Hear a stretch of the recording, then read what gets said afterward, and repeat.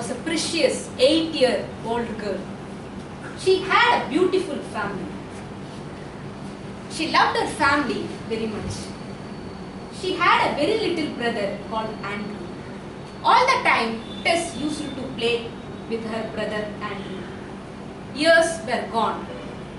Andrew was feeling sick and he was weird. Tess heard about his brother and he heard her father and mother talking about her brother Andrew.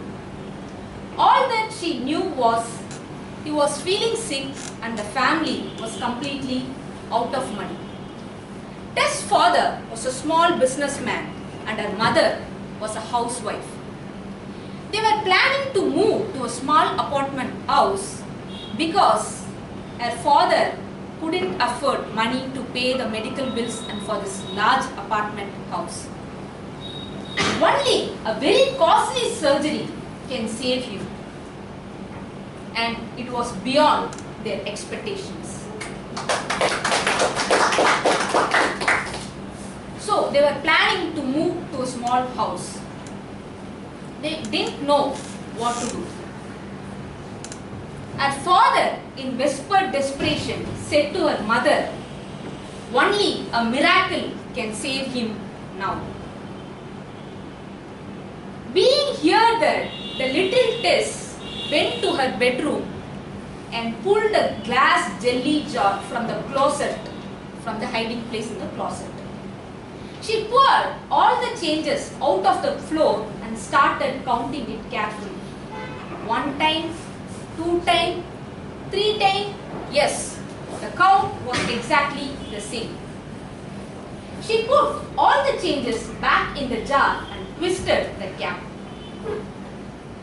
She slipped the back door of her house and moved to the building which is 6 blocks away from her house.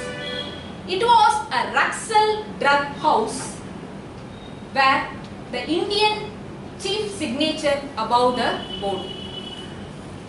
She entered into the drugstore and she was patiently waiting for the pharmacist to give her some attention. But the pharmacist was too busy in some other activities, he couldn't see her. Little Tess rubbed her shoes in the carpet to make some sound. What a pity it was not noticed. Tess grabbed all her energy and cleared her throat to make some disgusting sound she could muster. No good, it was not noticed at all. This time, Tess pulled a quarter from the jar and banged the glass counter. Tick, tick, tick, tick. The pharmacist, "What do you want?" he asked in an annoyed tone of voice. "I'm talking to my brother whom I haven't seen in ages. What do you want? Tell me." Without waiting for the reply, the pharmacist again asked her a question. "Well, I also want to talk about you, my brother," Tess also replied in a sad voice. "My brother is really sick and I want to buy a miracle for him."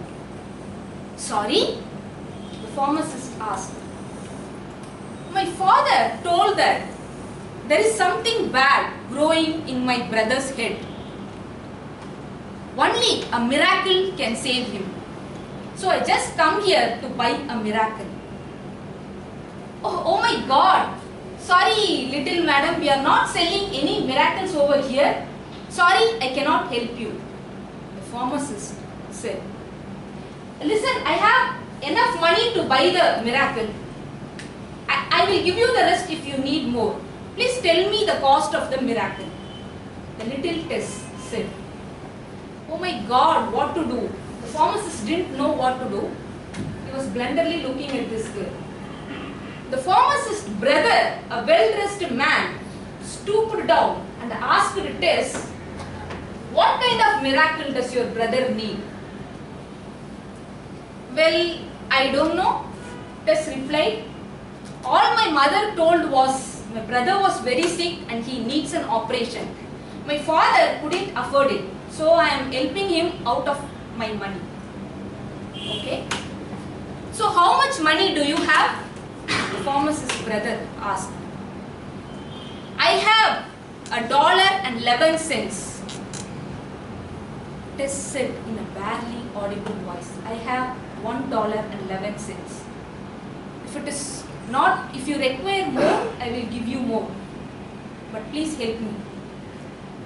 The pharmacist's brother took a pity on this girl. Wow, he said, wow, what a coincidence. $1.11. The exact price of a miracle for little brothers. Okay, tell me where you are living and take me to your parents. I need to meet your brother. Let's see if I have a miracle, what you need. And Tess was taken the pharmacist's brother to his family. The well-dressed man was Dr. Colton Armstrong, a neurologist specialized in neurosurgery, a surgeon. And the operation went beyond their expectation. It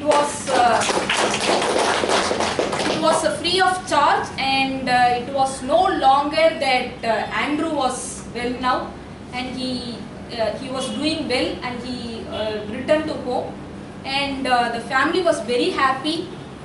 Their life was changed because of the famous pharmacist. The spring season again fell into their family. Now little Tess was playing happily with his brother Andrew, and everything went well. Tess' mother and father talking about the chain of events that leading to this place. Tess' mom whispered and said, wow, this operation is really a miracle. I wonder how much it would have cost. Tess smiled because she knew the exact price of a miracle. $1.11 plus the little faith of a child. Faith is something that an expression of hope. It is more than a wish. It is more than an expectation. When there is no guarantee, no certainty, we fail in some activities. No one knows what the life of an infant will be, yet people continue to have children. No one knows how the life will turn out with our mates, yet we continue to marry, and we will believe that this relationship will last forever. We know the world is full of ugliness, brutality and injustices, yet there is also tenderness, kindness and certainty that takes the biggest part of our heart. Let your faith be bigger than your fear. Let your faith be bigger than your fear. Thank you.